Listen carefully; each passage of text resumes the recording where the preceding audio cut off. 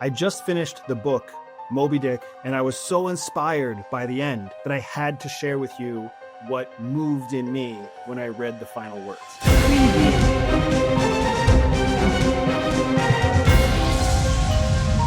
You can probably tell just by looking at me how incredibly out of the ordinary this video is. I don't have my hair like I normally do. This is like my workout samurai bun. I'm not wearing my normal branded t-shirt. Like, this is me. Literally, I just jumped off of the bike in the middle of my triathlon training to share with you my feelings, because as I was sitting there sweating and breathing and listening to the story of Moby Dick, it was just absolutely compelling.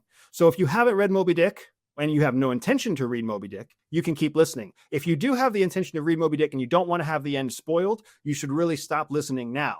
If you have already read Moby Dick and you know the end, you are also going to enjoy this video.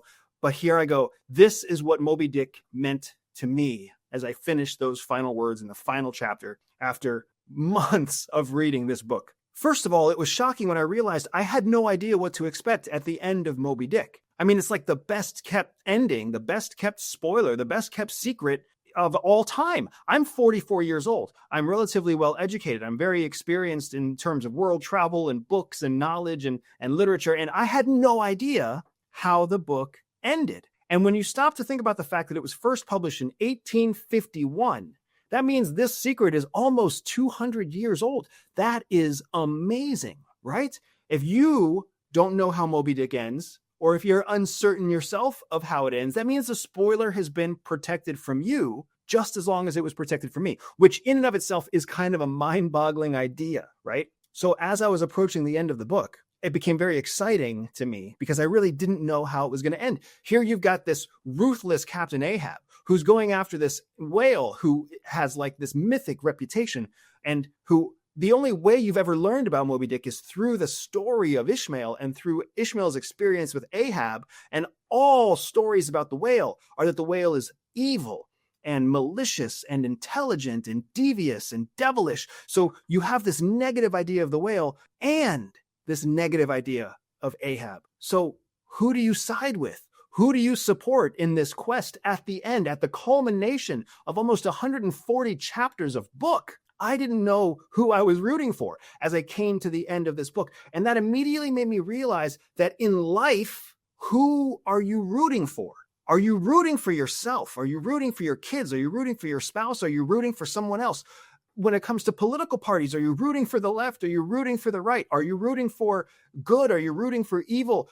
Who thinks that your good is evil? Whose good do you think is evil? You can see how mind-boggling the question can be when you really stop to think about everyone has evil in them. So who do you root for? And that's where I found myself at the end of Moby Dick. Who do I root for? Who wins? Who should win? How is justice served? How is villainy served? And I didn't know the answer. This is where the spoiler starts. This is where I start telling you the details about the end of the book. If you don't want to go on this ride with me, you don't have to. But if you keep watching, I will spoil the end of Moby Dick for you, because it is such a powerful ending. For anyone who doesn't intend to read it, there is so much to learn and unpack in those final pages.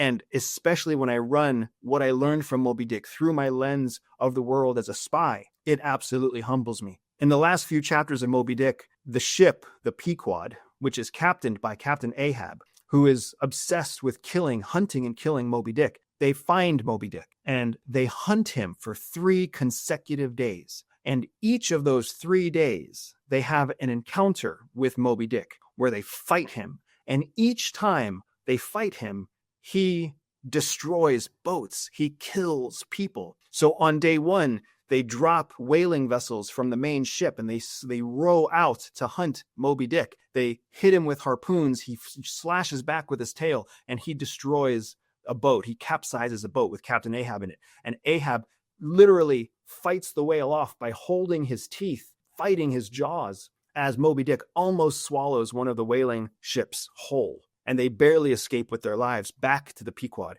And Moby Dick flees and runs away. They chase him overnight into day 2. And on day 2, again, they find him. And they find him when he bursts out from the water, something called breaching. And it's this spectacular appearance of Moby Dick. And they all set forth on their whaling dinghies again to try to harpoon him and kill him. And in that fight, Moby Dick destroys all 3 of the boats. He knocks people off. He sends splinters flying. He gets harpooned another few times.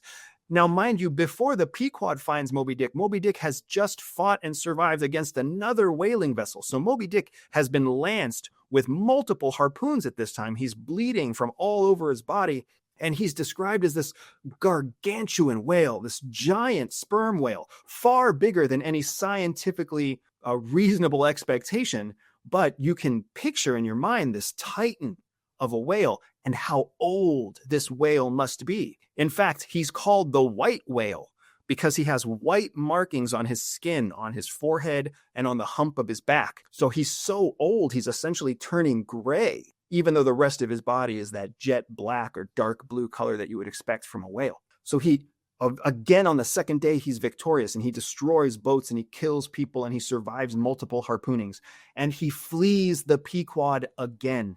Overnight, the night of the second night, there are no main whaling dinghies anymore. The only boats left are the spare boats, the lifeboats essentially, that are left to actually hunt the whale. And Ahab is so furious and so obsessed with the fact that he's had multiple encounters with Moby Dick. And in each encounter, Moby Dick has bested him and his crew and the Pequod, that Ahab is actually rationalizing that Ahab himself, is fighting for good because he has been spared from each of the 2 previous battles. So Ahab is starting to believe that he's untouchable. Ahab is believing that he's not going to die. He had a soothsayer who previously told him, a fortune teller who previously told him he was going to survive to the end, that there would be a survivor from the encounter with Moby Dick, and that survivor was likely to be Ahab. So Ahab believed that no matter how the fight with Moby Dick turned out, Moby Dick would die, and Captain Ahab would live. That's what Ahab believed, and as each encounter happened, his belief was reinforced. So on the morning of the 3rd day,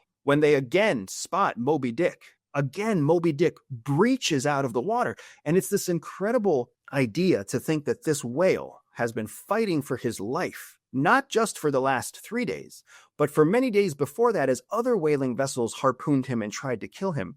And still this whale has so much energy on the 3rd day of this fight that he breaches fully out of the water, his whole body springing from the ocean and then coming down in a large crash, sending waves towards the Pequod, the main vessel that has Captain Ahab in charge. And on this 3rd day, there's this incredible moment where Captain Ahab speaks to his first mate, a man named Starbuck, and they shake hands and they have this moment of kind of leadership intimacy where Ahab tells Starbuck that he doesn't know what he's sailing into. He doesn't know whether there will be victory at the end of this or death, but that he must go forward anyways. And Starbuck, in his mind, is looking at the captain and thinking to himself, you don't have to fight this fight. We can all just go home. We can stop now before any destruction happens, right? We don't have to fight. And it's this moment of tension between this obsessed captain and this first mate. And again, you don't know who's right. You don't know who to root for. Do you root for the person who's so ambitious and so driven that he's come halfway around the world to hunt this whale? Or do you root for the person who's being rational, who's being conservative, who's being protective? Which one is right? Which one do you root for? You don't know. And Melville does such a great job. The author does such a great job in presenting you as the reader with these dilemmas, dilemma after dilemma. What do I do?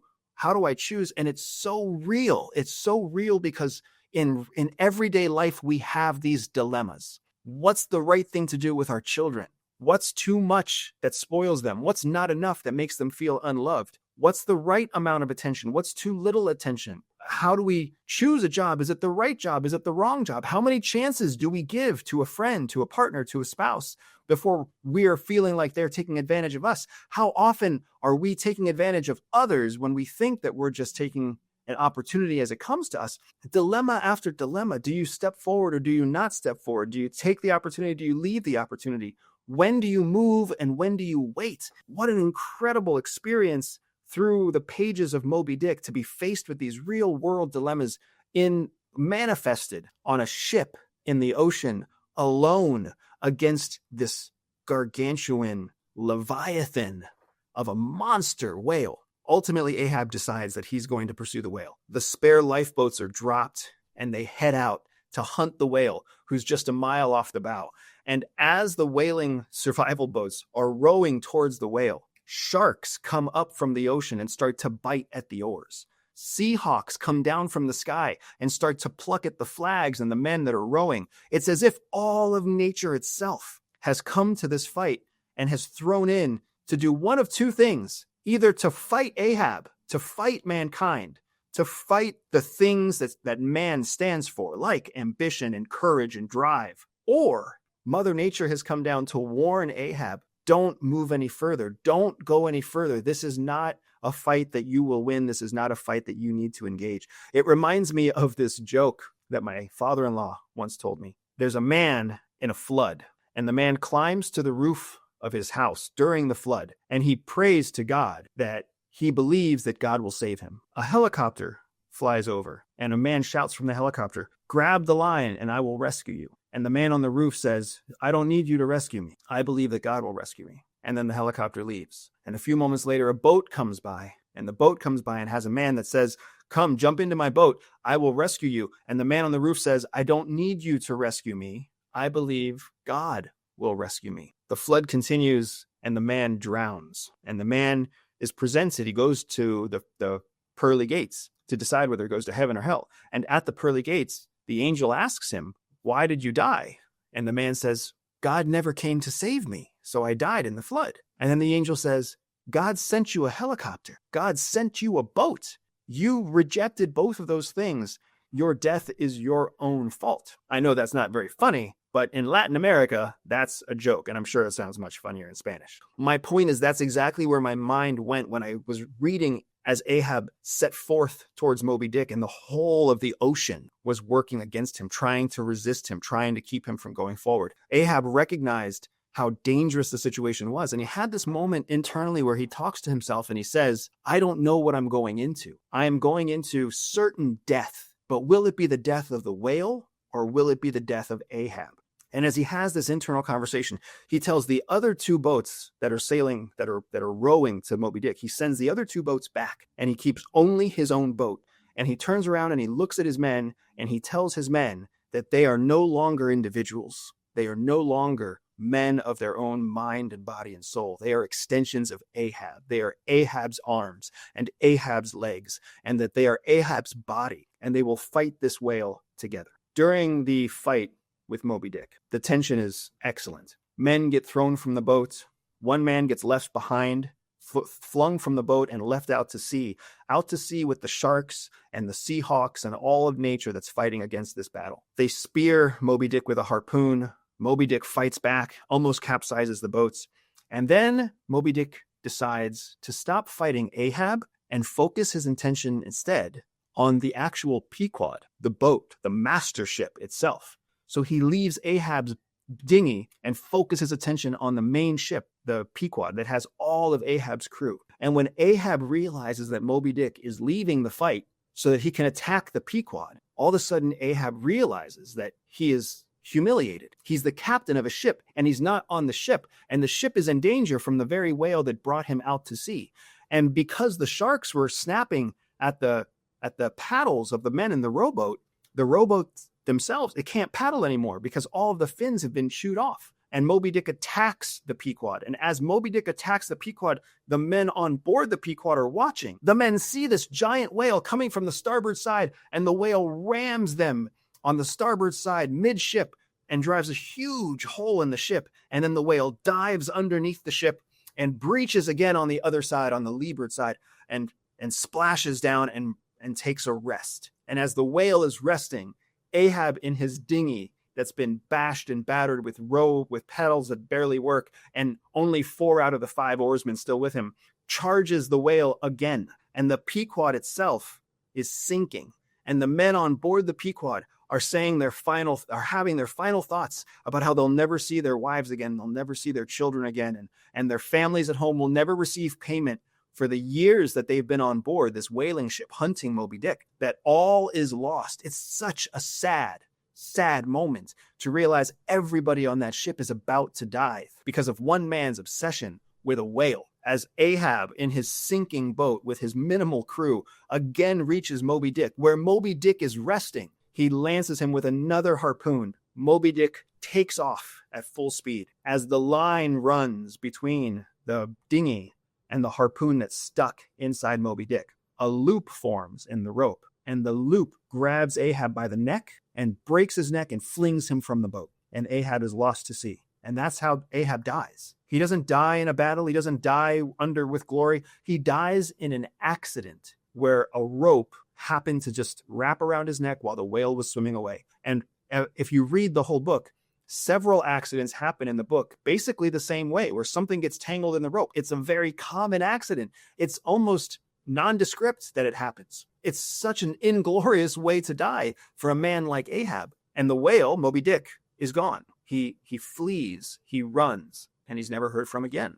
The book ends as the Pequod is fully sinking, and the men in the dinghy that was hunting Moby Dick are also sinking. And these men in both ships are perishing in the vacuums that happen as boats sink and suck crew down with them. Hundreds of men who are on board this ship are dying, and the story is being told by Ishmael. Where is Ishmael? Ishmael is the one man who got thrown from the boat, the one man who's been left in the middle of the sea, floating alone while this great battle happens all around him. And he's watching as everyone else dies. And then he's sucked into the wake of the sinking Pequod just in time for the sinking vortex to stop and for a coffin to float to the surface. And that coffin is sealed shut, so it's a flotation device. And Ishmael climbs aboard the coffin and is able to survive overnight floating on a floating coffin until the next day when another ship finds him. And that's the end of Moby Dick. The whale lives. This ancient creature that we've only ever known through the whole book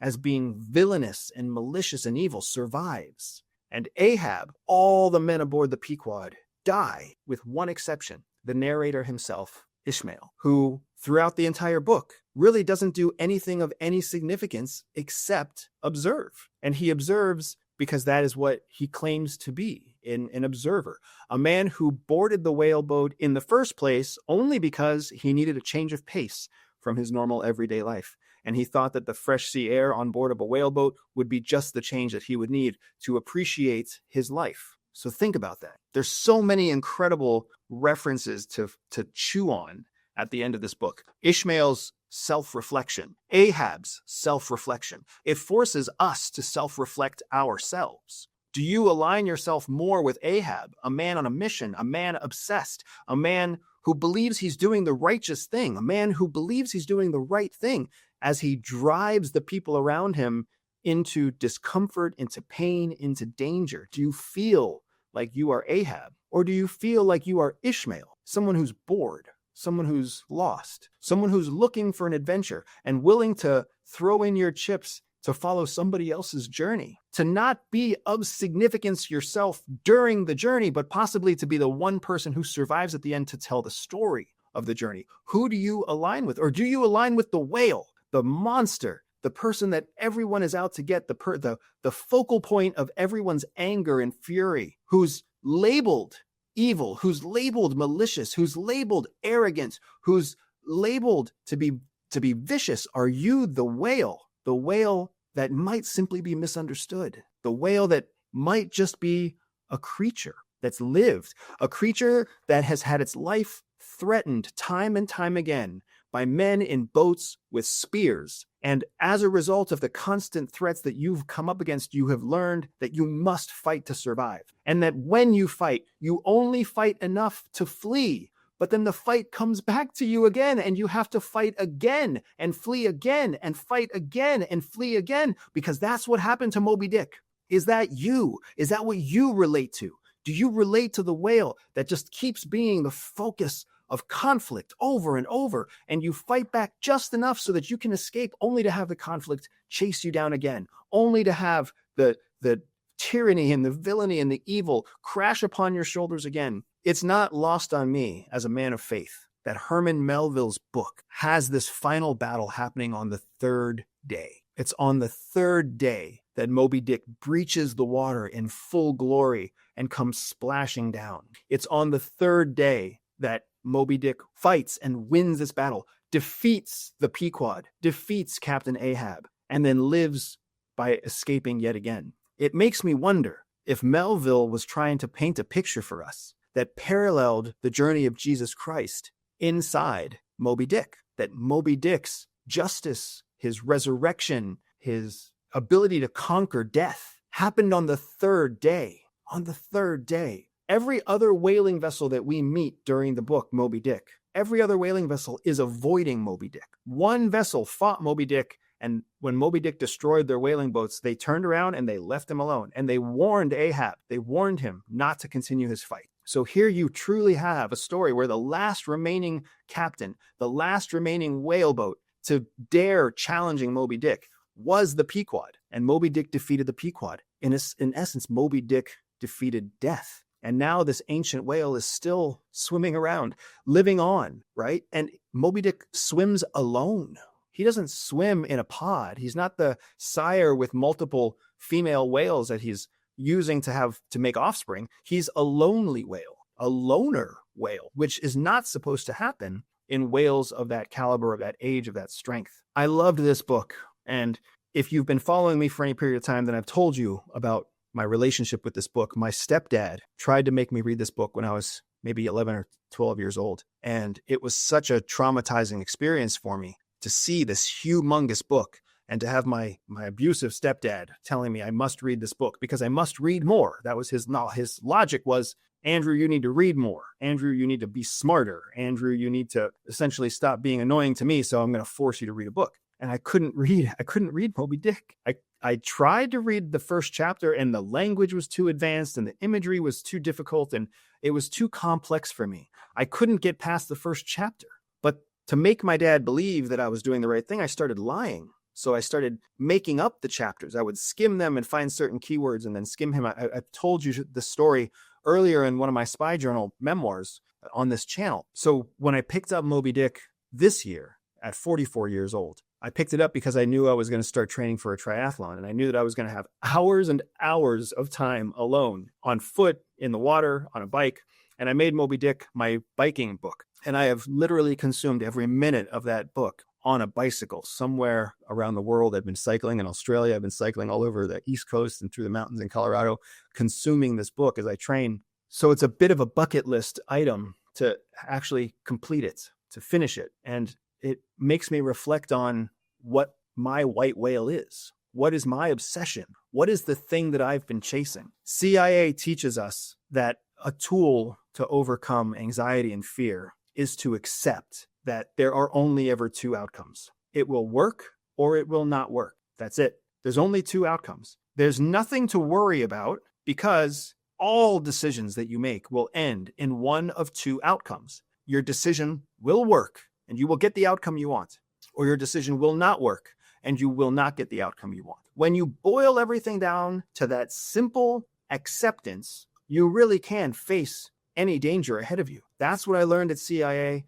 That's what came to life for me in the pages of Moby Dick. Captain Ahab understood it will work or it will not work. He will die or the whale will die. Somebody must perish. Vengeance must be executed, right? There are only two outcomes. Where Ishmael didn't know what outcome he wanted. He was just along for the journey. And you can see how Melville appreciated the two men, the two characters differently because of their choices. Because in reality, the world needs men of decisiveness and women of action. And the world needs people who don't take action, people who follow, people who observe. And you have to choose which person you're going to be. I love this book. I will never force my children to read this book. I wouldn't force you to read this book. But I will tell you that if you are looking for a journey, if you're looking for an adventure inward, into yourself, there is no better book I can recommend right now than Moby Dick.